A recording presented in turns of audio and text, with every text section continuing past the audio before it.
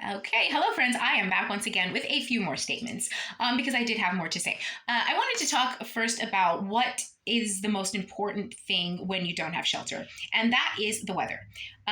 It is the determining factor for pretty much all of your life. It becomes even the sun.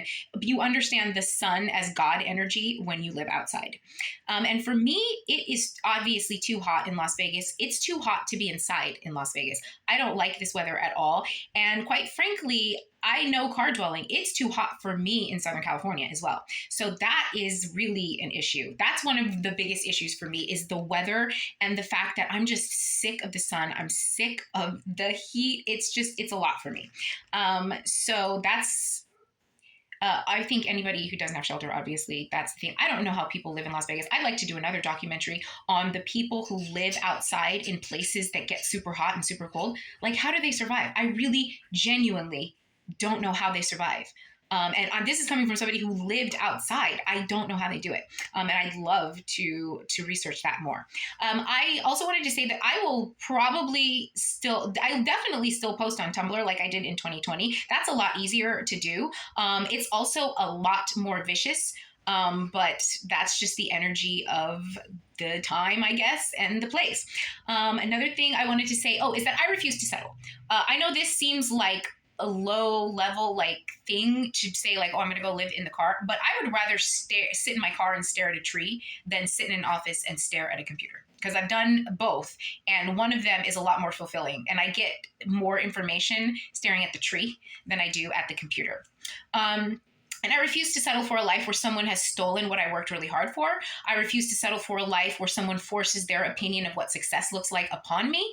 And most importantly, and this is going to sound the most crazy to most people, I refuse to give of my mind, body, and soul to the world. I really don't. There isn't a corporation or a job that deserves my brain. I've used my brain for what I feel I wanted to use it for, and that is writing my 842-page memoir and creating this platform.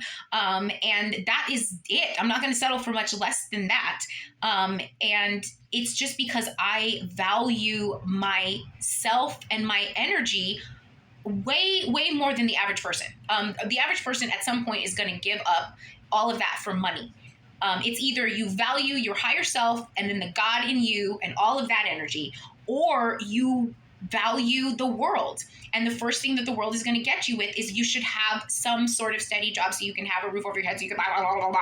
And I'm just, okay, I don't feel like doing that, because what I have inside of me, for me, is too spectacular. So if I'm one of those people who's those men who are brain surgeons in Mumbai or something, and they end up driving an Uber in New York, if I'm that in this world and I'm just sitting here in a car with all this brain energy, using it for just that, and then just sitting here in a car or whatever, so be it.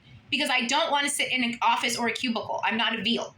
I'm a spiritual being having a human experience. Okay, and that's all I have to say for now. We'll talk to you later, bro.